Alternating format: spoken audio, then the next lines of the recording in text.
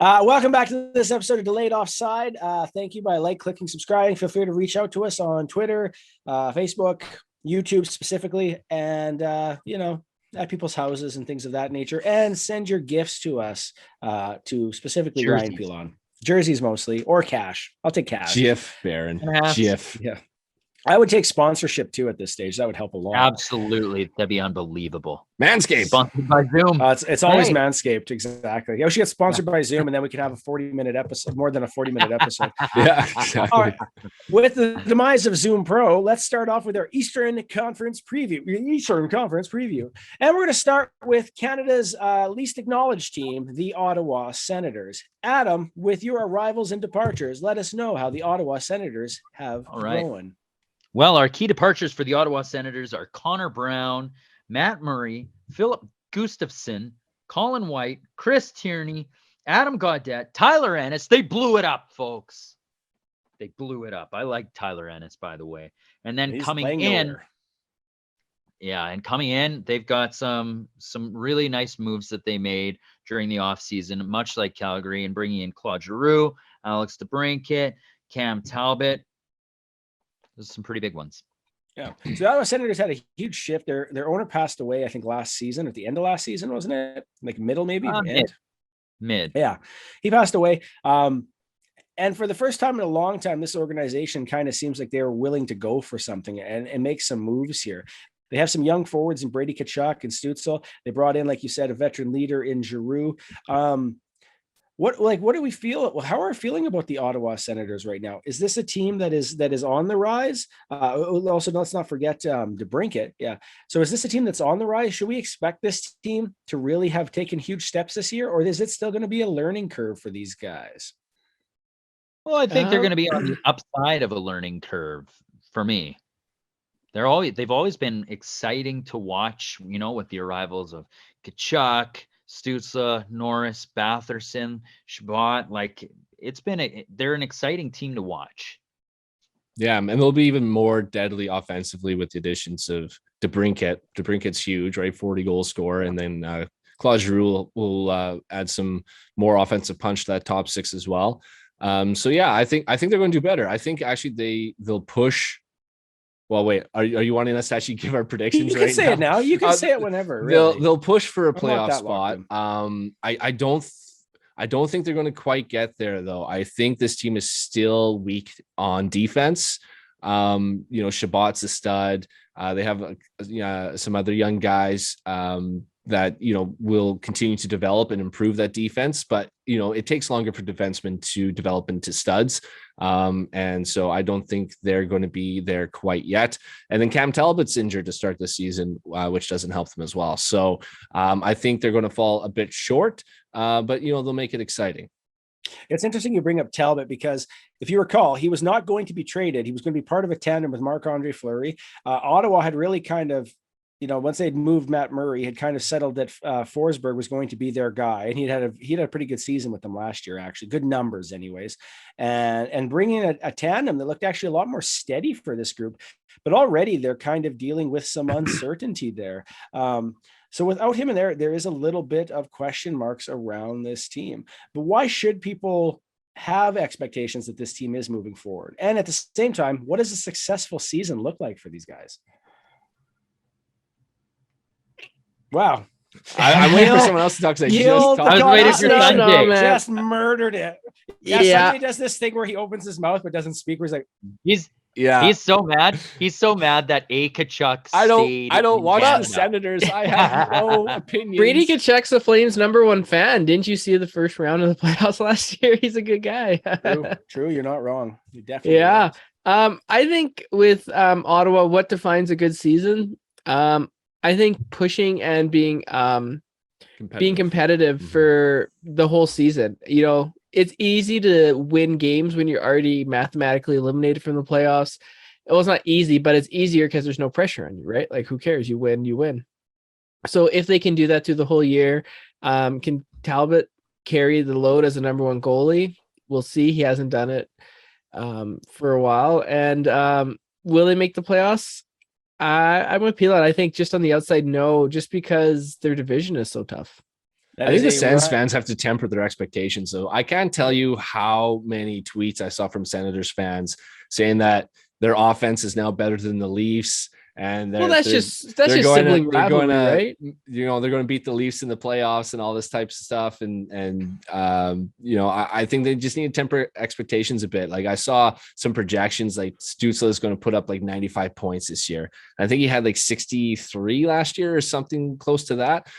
He's a great player, but like he's still super young. And so, you know, to expect him just to like jump up in that kind of point production that quickly, it's maybe not reasonable. He has the talent to do it, but I mean, you know, it might take him a few years to get to that point per game and over production. They have a lot of young players, and like Baron said, there's going to be a learning curve for a lot of these guys, especially on their defense. Like there's guys talking about Jake Sanderson coming in and becoming like a number one defenseman right off the bat. Like he hasn't played one NHL game yet, and you guys are already talking about him like he's going to win the Norris. Like you need to temper those expectations a bit. I'm glad you're excited. It's been a long time since Ottawa Senators fans have been able to be excited about anything, so that's great. And it'd be great for there to be a battle of Ontario again. It's been a long time, but I think that time's still coming in the future to come, not now. This team often reminds me of the Oilers' Hope days, where it's like we have Hall, Everly, Nuge. This team is a team on the rise, and then before that, you remember Cogliano, Gagne, and Gilbert. The future is here, like Yakupov. And I'm not saying that they won't get there. I just feel like that pressure that now it's time to go is being said a lot, and I don't know that it is time. It's tough. It doesn't help the GM keeps saying every year, "Oh, the rebuild's over. We're a playoff team now." Like this is the second year in a row you said it. It's why put that pressure on these young guys? Like you don't have to say that. No, I mean, what do you want them to say? We're not going to make the playoffs. Just we're going to be an exciting team that's going to grow and we're excited for our future. Like you don't have to say the rebuild's over. I need our sponsors to cancel their boxes because we're not good, you guys. You don't spend money on this. We'll give you your money back. Please leave. Yeah, no, but like you kind of gave your prediction here, Ryan, but where do the other two stand on this? Is this a playoff team this year, or is this just another taking a step, or is this a step back? Well, no, they're not making playoffs. I think they're fringe. I think they're fringe. I think I think they can be there. I think it'll come down to Boston, how they can handle the beginning of the season with all those injuries they have. Right. I think if they're going to beat out anyone in the Atlantic, it'll be Boston. But I don't see it happening. I don't see it happening. You look at Boston's roster and Ottawa's. Well, I know it's just Marchand's out till December, McAvoy's out till December, Grizzlick's out till November, Taylor Hall's out week. You have that memorized, eh? A true Leafs fan. He's like, all right. When you have doll, he's gonna have a voodoo doll and you're the stabbing it all the time. You have to keep. I just rejoice every time I saw those injuries. Yeah, exactly. Yeah. So it's putting banana peels at their gym so they like slip on it. you make this point, but even the Athletic had the forward grade of the Ottawa Senators is like a C+. Like, yeah, they're good, but they're not amazing. They don't have the elite talent. Yeah. Like DeBrincat, I would argue, could be considered elite, but we'll have to see how he does playing away from Patrick Kane. That's exactly it. Drake Batherson was point per game player last year, but that was only for half the season, right? So can you do that over 82 games? I mean, they have Norris scored like over 30 goals, I think. So, I mean, they have some studs there, but they're not quite at that elite level yet. And I think some of them can get there, but you just need patience and time. So we're going to move on here and talk about a playoff team, Canada's team, the Toronto Blue Jays, and how they have actually a wild card game coming up this Friday, Saturday, and Sunday against the Mariners. No, but we are going to focus on the Leafs here. Ryan Pilon's Edmonton Oilers' favorite team. The farm team of the Edmonton Oilers, and talk about their season. Now, their season ended in a little bit of disappointment once again with the standard. They didn't blow a 3 lead. Like this one was a much different series, so it wasn't quite like last time where they were up 3-0 and looked like they were going to move. It was a much hard fought battle, and just in the end, it didn't work out. What are their additions and subtractions here, Adam? All right, so some key ones are Jack Campbell, Ilya Mikheyev, Jason Spezza, leadership gone. Andre Case, Lyubushkin, Kasha. Blackwell, and Mrazek. And in their replacement is? We have got Kale Yarncroke, Nicholas Abe-Kubel, Adam Gaudette, Matt Murray, Ilya Samsonov, Jordy Ben, and Victor Mete. Sorry. And maybe they should have a subtraction of and coach, potentially Zach Aston. So one of the things about this team is that this is kind of an interesting year for them because their GM is not extended beyond this year. He wasn't given the extension. There was a bit of the old, let's see how the season plays out. There's some rumblings now that he might not sign with them, even if he does have a good season with them and they go beyond the first round of the playoffs. But who knows? Everything's speculation and things can change pretty quickly. Probably the biggest question mark on this team has to be the acquisition of the goaltender Matt Murray from Ottawa, a goaltender who has not had a stellar last couple of years, was spending last year partially in the minor, and he's now looking as the number one for the Leafs. He cleared waivers. Yeah, he did last year. But you also, when you take waivers, would you have to pay for like half or all of his salary? I believe all the salary if you claim him off waivers. So even the Leafs didn't take him at full salary. Yeah. So, Ryan, why should people not be scared of Matt Murray as the goaltender? And Sanjay, why should they? So we'll go to you first there, Ryan. Why should they not be scared? I guess if I was to say anything, it's that the Leafs had bad goaltending last season. They were near the bottom of the league. No, they did. Campbell just can't get it done. Well, it wasn't so much Campbell. I mean, like from January 1st on, he was terrible. But he still ended up with like a, I don't know, 915 or something like that at the end of the season. So, it wasn't necessarily all him. It was their backups. Like Mrazek was freaking brutal. And like, I can't remember how many backups they ended up rolling through because Mrazek was injured. They had Shalgren in there. They had, I think Wall played. They were all terrible. And so their save percentage was, I think, 22nd in the league last year. And at 5-on-5 is 27th in the league. And yet, despite that bad goaltending, they still finished 4th in the league. So they've proven that they can win despite bad goaltending. Mm-hmm. And if their gambles, I mean, you haven't talked about Samsonov either, Baron. He's a gamble too. He hasn't proven anything in the NHL. So they have not one, but two goalies that they're gambling on in the back end. If both of them, or at least one of them, can pay off and give them at least average goaltending, that's all this team needs. Sanjay, why do you think they should be concerned with Matt Murray and Samsonov? And you're right, I didn't mention Samsonov. I kind of forgot about him. He said average goaltending, and as far as I know, if you're being sent down to the minors, it's not because you're average, right? Like, he hasn't performed the last couple of years. I mean, he was just kind of like hot in Pittsburgh. He won the cup twice. Yes. Okay. But like Fleury did a lot of heavy lifting. So mad. And like, any team could have had him. And I'm not saying like he can't bounce back, but he hasn't. Like the last couple of years, he just hasn't been able to get it done. And Pittsburgh moved on from him. Ottawa moved on from him. Maybe playing with a better roster. But the thing is like, when you play for Toronto, playing by in Ottawa doesn't help. That's for sure. No. But when you play for Toronto, every single miscue or bad goal gets scrutinized. It's like leading the TSN. It's leading Sportsnet.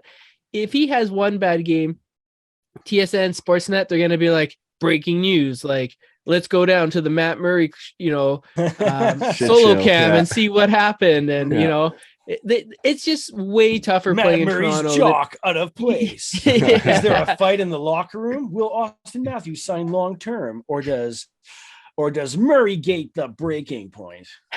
Murray changed the CD player in the locker room. Actually, they don't use CD players. It's MP3s now. Come on. Murray changed the YouTube channel in the locker room, and so like it. So he.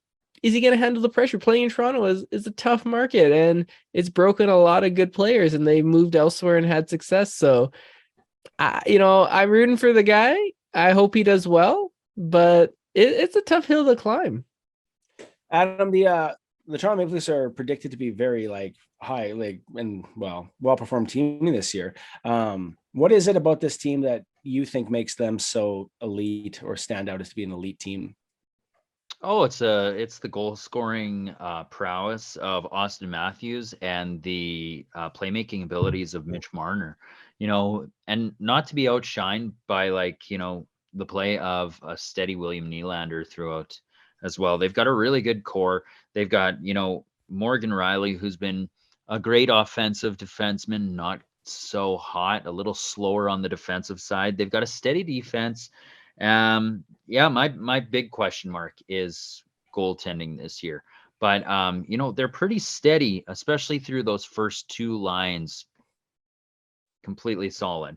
So seeing what those line 3 and 4 can bring, and I think you've got stuff to look forward to with the acquisition of Yarncroke. And is Austin Reese still in there? He is, but he's still on not signed PTO. yet. Yeah, it sounds like he will get signed Look, for whatever their cap situation allows him to be signed to. And you know what? I've seen a couple highlights, and he's looked like he's making a bit of an impact there as well. So. Yeah, I agree, Adam, in terms of especially their fourth line. I think that fourth line has been a real major weakness on this team for the past few seasons. They've had a lot of old guys down there like Spezza and Joe Thornton and Wayne Simmons. And you just didn't really know what the team was. Were they a grinding team? Were they supposed to score offensively? They didn't really do much of anything really. I like that they brought in some younger guys who can skate, who can hit, who can play well defensively. I think that's going to be a lot more helpful in the bottom six. Yeah. All right, let's take our predictions. Where do we think the Toronto Maple Leafs are going to end up this season? Okay, I guess I can go first. I think they're actually going to win the Atlantic. I think I do think they're not. I think they're not going to be as good as last year in terms of they're not going to get 115 points. But you look at all those other elite teams, I would say the Leafs have gotten worse just very minorly in terms of the goaltending. Whereas you look at a lot of the other elite teams, they've lost a lot bigger pieces. And so I think they're going to take bigger steps back than the Leafs will. And that will leave kind of the Leafs top along with, Calgary as two elite teams that didn't really lose much in this offseason. So, I would say I see them finishing first in the Atlantic. And I think they do have a shot at the President's Trophy. I'll say they fall short, although I'll say they're behind Calgary. Ooh. Oh, interesting. I like what you're thinking. Baron made me, say bad things about Matt Murray, and but I will say this to all the Leafs fans listening.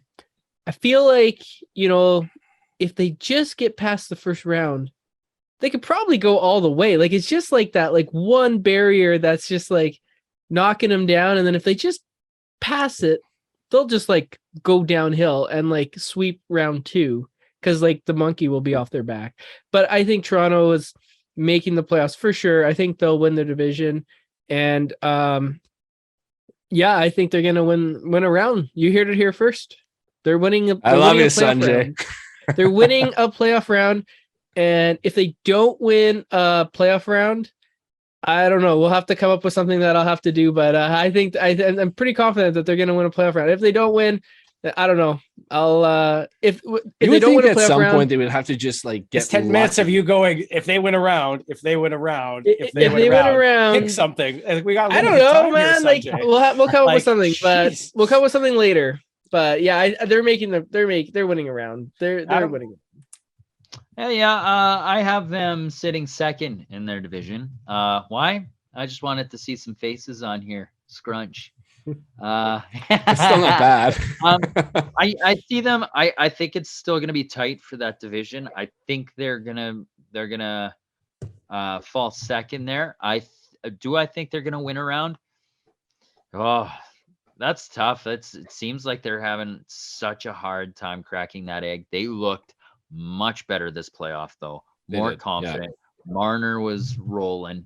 He showed up, right? I just don't think they can do it with Tavares. I think he's a jinx. Ooh, that's actually interesting. I think they're going to take a step back in terms of regular season. I don't think they're going to produce as well as they did. I'm not sure that they're going to finish top in their division, but I also am with Sanjay here, as I think they're just going to get past the first round because it's bound to happen. Like you can't, like statistically, that's what I was saying. Like they're so due now. It's not even at some point, even if they get outplayed, they have to win a round. Like it just doesn't seem possible. Like that they continue to happen. They look like they and when you're pushing the 2-time defending Stanley Cup champions to a game 7, that was an intense game 7. Mm-hmm. Yeah, you're bound to. It's got to come. No, I honestly, I just think it's due, and that's that. And who's to say that Matt Murray will be the starting goalie in the playoffs? Like, there's a lot of time till then. There's a trade deadline. If he's not getting the job done, I'm sure that's they'll make where I'm with you too. Yeah, the teams now aren't the teams in the playoffs. They'll trade for a Hellebuck. Maybe. Ooh, or you'll get Patrick Kane. Yeah. And if you do, that's a hell of a lot of a different team, isn't it? And that's the ching. And so I do think that this is going to be a different team than in that, but I think their regular season, I don't think it would hurt them to have a less prominent regular season. I think adversity would be good for this team. I think it's been missing. I really do. The adversity hits at the worst time. Tavares gets injured in playoffs. They can't rebound. Kadri gets suspended. Suspended. They just Muzzin gets injured back-to-back years. And it's just like we said, Ryan, there's no analytics for Hart. Yeah, Thornton's on the bench. Yeah. Remember. BH percentage. Big losses above choking. Black. 100%. But no, I think TCIR, the curse is real. Yeah. I think this year's different. So I don't think they'll be as good regular season. I think there. We'll move on to the final team on our list here, the Montreal Canadiens. Oh, snap. Everyone thought it was a Flames jersey, but bam, he brings it out. Oh, bonjour. Yeah. You could see how Ryan's eyes changed. I did love you, Sanjay. Now I don't know. I like to cater to all fan bases. Say the Leafs are going to win a playoff round while wearing a Habs jersey. And picking Edmonton to be top of the division. Yeah. All right. So everyone loves me. Let's talk about Vancouver to make the playoffs. So yeah, shit. Let's talk about the Montreal Canadiens. So there's a team that 2 years ago was the Stanley Cup Finals, and then last year was the worst team in the league. They went a little surprising in not picking Shane Wright as the number 1 overall pick, and there's been some kind of knocks on their number 1 draft so far in his pregame stuff here. So Adam, read about the departures and the arrivals to the new Montreal Canadiens. All right. Well, we have departures: Jeff Petrie, Shea Weber, Alexander Romanov, Poling, Matthew Perreault, Paquette, and Clegg. And some of our key acquisitions are rookie Slavkovsky. Sorry if that's the guy they drafted. Yeah, that's the guy. Yeah. Then we have Kirby Dach, who came from Chicago. Evgeny Dandonov, Mitchell Stevens, Madison Bowie, and Mike Matheson. You forgot Sean Monahan. There you go, Shawnee Money. Monahans, yeah. Boring Sean Monahan. Do you think? I'll ask you about him in a minute. One of the biggest things about this team that's really stood out is actually their coach, Mario St. Louis, who literally, if you listen to him talk, says all the right things for a coach. Like he just says things that make so much sense, and he sounds so intelligent. You're like, damn. Who wouldn't jump through a wall for that guy? What can Marty St. Louis do for this team, Adam? And I know he's already been there for a bit, but this is from the start now. So, I said this a bit last year. Yeah, I said this a bit last year when we talked about him coming in and taking over that coaching position. But he brings an experience as a player and the thought process from a player's psyche that can translate to players he's playing with. He had a successful NHL career. One Stanley Cup, right? One Stanley Cup. Yep. No, never happened. Who was that again? So he knows how to win, what it takes, what kind of skills you need, and where to go. Like I think his player IQ is going to shine as a coach. And we saw it a bit with Cole Caulfield last year when he was struggling, and then Marty St. Louis came in, helped him, altered his game a little bit, or just helped him build that confidence back up. And we saw Cole Caulfield rise again. So I'm really excited to see. I'm a Marty St. Louis fan. I would always take him in playoff pools, always take him in regular season pools if I could get my hands on him. I love the guy, and that makes me like Montreal a bit more, actually. All right. Yeah, I hate he's playing there because I hate the Canadiens, and it's really hard to hate Martin St. Louis. So no, it's pretty easy if you're a Flames fan. Is there much point in like this team's off season wasn't anything spectacular. It was all about committing to the. There was a lot of big names that left. Yeah, there was like Jeff. Yeah. And Jeff you didn't even Petry's say been there Carey for Price, forever. right? Like, yeah, and he's probably done now. He's We done. haven't even talked about that. Yeah. And the Canadian hockey team's goaltending carousel is coming to a halt pretty heavy here. So, Ryan, as a Leafs fan, I know you're enjoying the fact that the team isn't good, but like how bad should we expect that this could be? I think they're going to be pretty bad again this year. Maybe not last in the league bad. I think you might see some improvement with, Martin St. Louis behind the bench and some of their young guys taking another step forward. Maybe also not having that pressure on them will help. But I think they're still going to be up for a lottery pick for sure. I really hope they don't get Bedard, because that will be a nightmare all over again. I will bet money he goes to an American team. Well, you just know, because you think it's rigged. I think no, I don't. I really don't think it's rigged in the sense. As an Oilers fan, you cannot think it's rigged. Like, I don't think it's rigged because there's no way the league would want the Oilers to have that pick, and they got it. So there's no way I can say I think that it's rigged.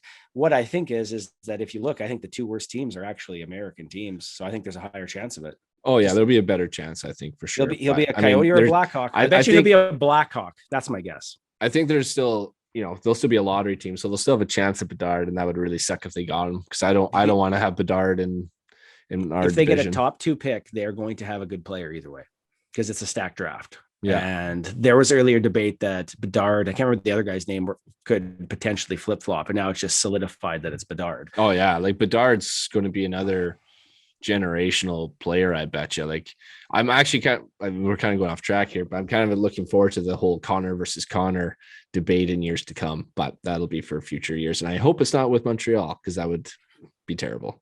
Yeah. Well, unfortunately, Pat's tickets are way more expensive than they used to be, because they they have a money horse this year. That's yes. I still have to see him live. I have to go before he gets traded away. You got a couple of months before he's a Blazer. Yeah. Hopefully he's a Blazer, because that means the Pats will have made a smart decision trading him away for money, or to build a franchise. Picks. Yeah. But since they traded away a bunch of picks for another player right now, I don't think they're going to do that. So he'll have a fun first or second round exit.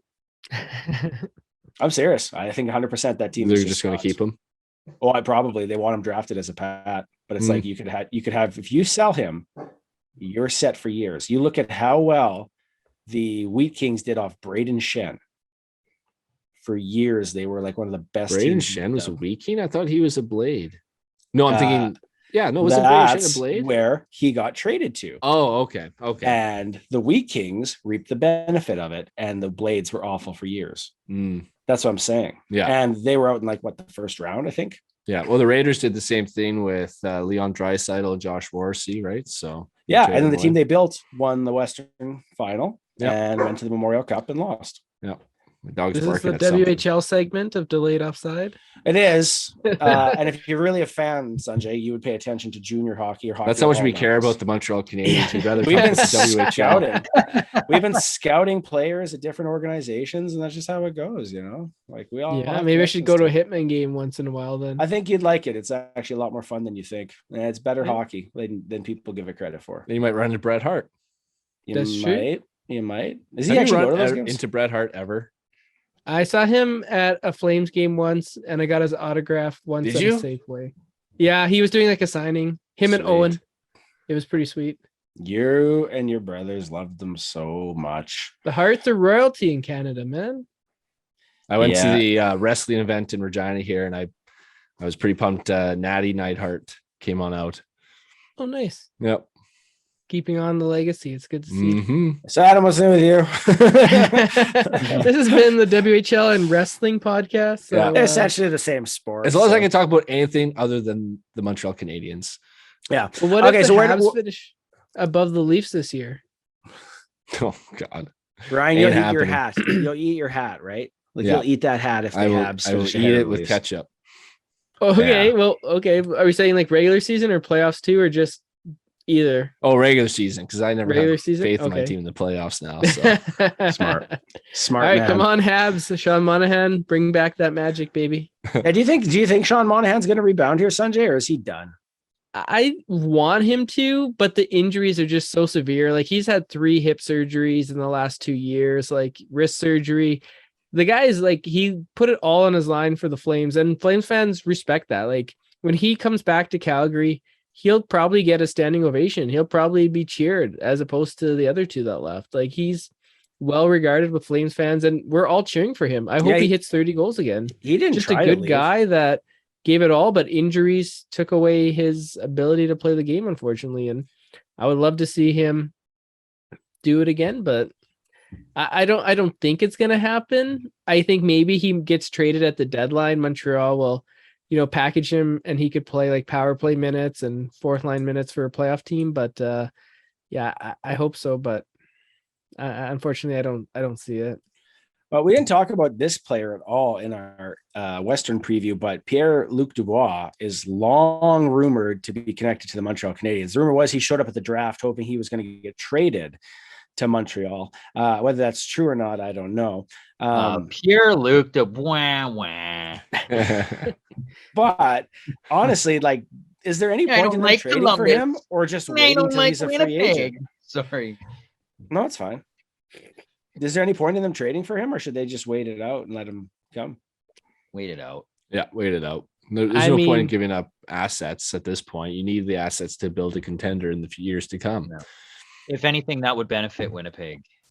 Unless Winnipeg wants to like grab Sean Monahan or one of the more established players on Montreal, then go for it. But I think they'd take Doc.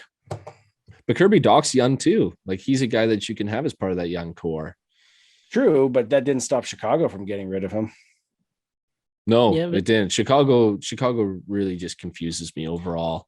They had a weird offseason.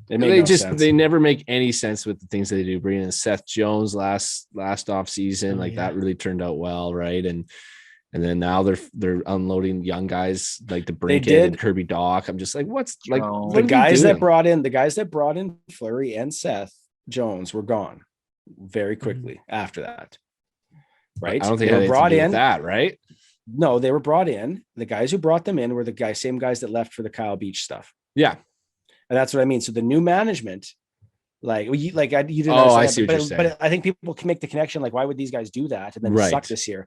But it was like, no, those guys did that, and these guys are like, no, that's not what we're doing. Yeah, well, I think it's just Chicago's just trying to go for Bedard, right? I think so too. So get rid of anyone who's going to get you wins. In Arizona, and I'm sure they'll get rid of Kane. I'm sure they'll try to get rid of Taves if they can, and just unload everyone that they possibly can. They'll never get rid of that Seth Jones contract, but. No. Well, no. Actually, they will. They could, I bet. Oh, there's a lot of years on that contract. There is, but he's still like you're not going to eat that for 8 years. Hey, Oliver Ekman-Larsson got traded. He had a ridiculous contract.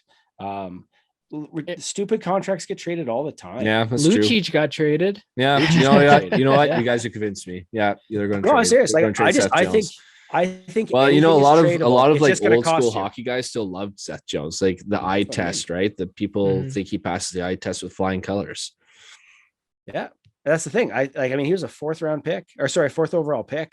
Like, I think there's lots of people that still see his value. And you know what? He's playing top minutes in Chicago. He's eating up all that stuff. Well, and that's valuable to you. In that playoff series against the Leafs, he was very noticeable in shutting down the Leafs' big guns. But yeah. Torts has a way with certain players, and they just hate him at the end of it. It'll be interesting to see how he does in Philly. It's true. We're down to our final couple of minutes, so we'll just do something briefly before we end it up here. But you can tell me about your team's favorite acquisition or move this off season. We'll start with Adam. Oh, favorite acquisition would be Jack Campbell in net. And what was the other part? Or your favorite off season move? Oh, okay. And yeah, that would be it. Jack Campbell and moving Cassian and his contract to make space. Ryan? Yeah. I guess I'll go with Zach Aston-Reese. I mean, I haven't signed him yet, so it's kind of tough to say that, but I think they will sign him, and I think he's going to be the leader in the team with hits, and he's really solid defensively. It's exactly what that bottom line needs. Sanjay. I'm gonna go with Nazem Kadri. A lot of times Calgary has been weak at center, and now we have Lindholm, Kadri, and Backlund as your top three centers. That's pretty good, and you win with depth in center and net, and Calgary has that, and good coaching. So I'm excited to see him. I think he's gonna be great. All right, and I'll end up with I think the craziest offseason move, which was that you also got Mackenzie Weegar as part of a package. And my favorite thing is probably that the Oilers were able to get the players they got under the cap, because honestly, for me, for the Oilers, it was getting Evander Kane for that dollar amount. So cheap, like for $5 million. I was shocked. I thought he was going for big bucks. He couldn't get it. And it's like, oh, well. No, but I thought he would get it after that playoff performance of his. I didn't think there was a chance in hell Edmonton was going to be able to afford him. They was excited to see Kadri and Kane all 3 times. Yeah, all 3 times. Isn't that weird? 3 times. How terrible scheduling. The last game's December 27th. They don't even play till 2023 playoffs if they meet. Yeah. I know. Weird times. All right. Well, thank you for listening. Like, click, subscribe. Feel free to reach out. We'll keep doing episodes. We're a little bit shorter this year, so I'll have to be like hitting buttons to tell people to stop with the reactions. I'll be like, I'll be hitting the thumbs up button here all the time and seeing if that works. But like, click, subscribe. Thanks for listening. And with that, I'm Baron. I'm Adam. I'm Ryan. I'm Sanjay. This is Delayed Offside. Thank you for listening.